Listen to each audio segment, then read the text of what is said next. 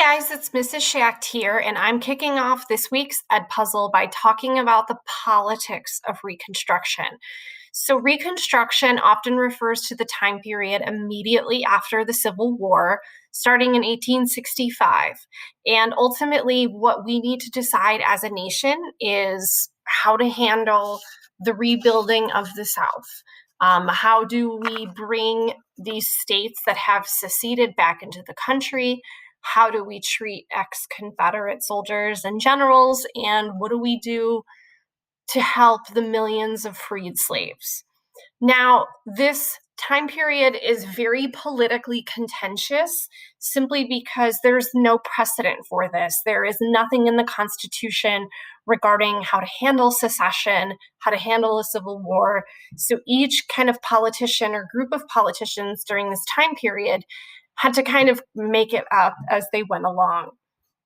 Now, we're going to start with Abraham Lincoln, who actually made his plans known for Reconstruction during the Civil War. And he believed that by publicizing his plans, it might help bring about a quicker end to the war itself. He believed in kind of a gentle hand, if you will, in that he wanted to bring rebellious states back into the Union as long as 10% of its voting population took an oath of loyalty. And he wanted to make sure that these states also approved the 13th Amendment, which officially abolished slavery. However, we will never know the full impact and weight of his plan because he was assassinated in April of 1865.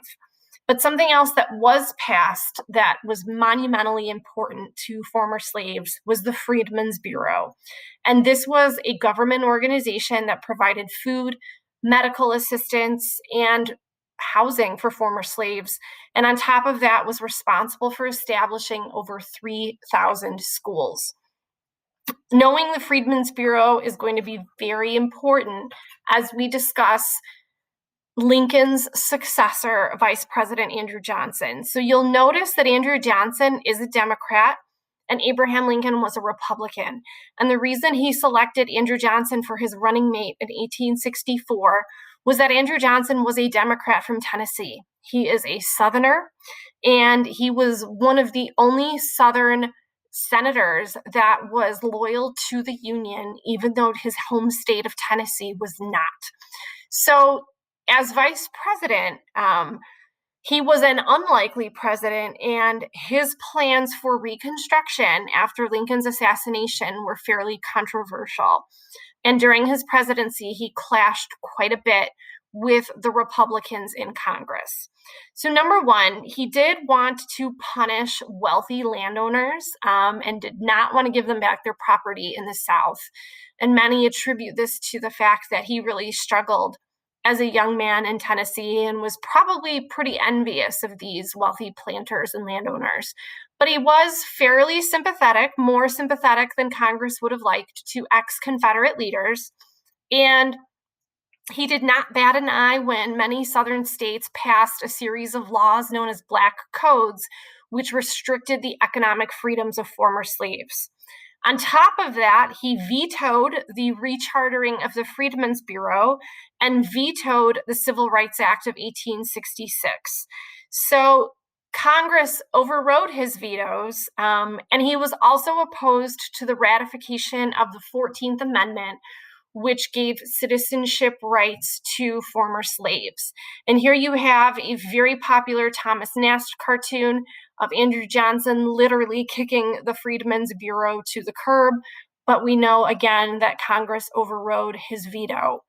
Now, these are two of his main adversaries in Congress, and these gentlemen, Charles Sumner and Thaddeus Stevens, are the leaders of a group known as Radical Republicans. So when you guys see the term Radical Republicans, what that means is these are, Lincoln Republicans who believed in full equality and civil rights for former slaves. And yes, this is the Charles Sumner who did have to take a 3-year hiatus after the caning incident, but he is back serving as senator from Massachusetts, along with Thaddeus Stevens from Pennsylvania. And one of the things that the Radical Republicans are famous for is the impeachment trial, believe it or not, of Andrew Johnson. So Andrew Johnson becomes the first president to be impeached. And I just want to reiterate here that impeachment is simply charges brought against a president, an investigation, and a trial. And it does not mean that a president is kicked out of office. Now, here's why Andrew Johnson was impeached. He was actually impeached because he defied a law that was known as the Tenure of Office Act. And the gentleman who was serving in the cabinet as Secretary of War was Edwin Stanton, who also served as Lincoln's Secretary of War. When Congress passed the Tenure of Office Act, Congress said that the president could not basically kick people out of office without congressional approval. So they were trying to protect the Republicans serving in Johnson's cabinet. Johnson felt that this was unconstitutional and challenged it by suspending Secretary of War Stanton and appointing Ulysses S. Grant instead. Ulysses S. Grant wanted nothing to do with this, so he objected and resigned. And essentially, Stanton ended up barricading himself in his office, and it was a complete disaster. So Congress decides to bring 11 charges of misconduct against President Andrew Johnson. And obviously, the violation of this Tenure of Office Act was one of them. The impeachment trial lasted for 11 weeks. Then after 11 weeks, Congress was shy of one vote. So had they had one more vote, they would have convicted him and then possibly removed him from office. But because they were one vote short, he did stay in office. He was not obviously reelected, and Republican Ulysses S. Grant took office after Andrew Johnson. Everybody loves a war hero, and Grant was just that, even though he had no political experience. And under Ulysses S. Grant, one of the major things that happens is the passage of the 15th Amendment, which gives voting rights to former slaves. So here's the rundown of the Reconstruction amendments. I know you guys are going to hear more about these in future videos, but you've got the complete abolition of slavery, citizenship rights with the 14th Amendment, and voting rights with the 15th Amendment. Now, on top of that, you had these Reconstruction Acts of 1867 that were passed by the radical Republicans. And they were passed before the impeachment of Andrew Johnson, but I'm mentioning them here because what this did is this divided the South into 5 military districts, and it required that each Southern state pass the 14th Amendment. And it basically made sure that these Southern states were kind of falling in line and not mistreating former slaves. So this military occupation lasts throughout the rest of Johnson's presidency. It lasts throughout Grant's presidency. And I mention it here because it's important to note when it comes to the next presidential election. So in 1876, the Republicans ran Rutherford B. Hayes against Democrat Samuel J. Tilden. Rutherford B. Hayes also fought in the Civil War, and he's from Ohio, which, as you can see here, is very much a swing state and still is today. And if you guys look at the map, you can tell that the popular vote was very close, and the electoral vote was even closer. And it was expected that most Southern states would vote for Democrats, but you'll notice that 3 states actually voted for the Republican candidate.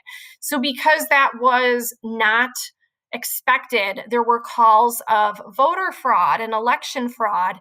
And believe it or not, there was actually an investigation. And within this kind of election commission that was created, there was a compromise that was made. And the compromise was this.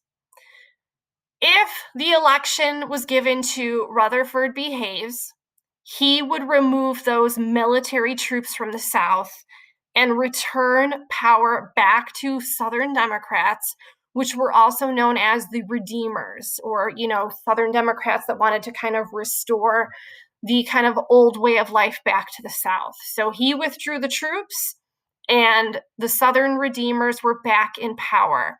And interestingly enough, even though this signals the official end of Reconstruction, many historians would argue that what happens in the South over the next 100 years is really kind of leftover damage from all of these decisions.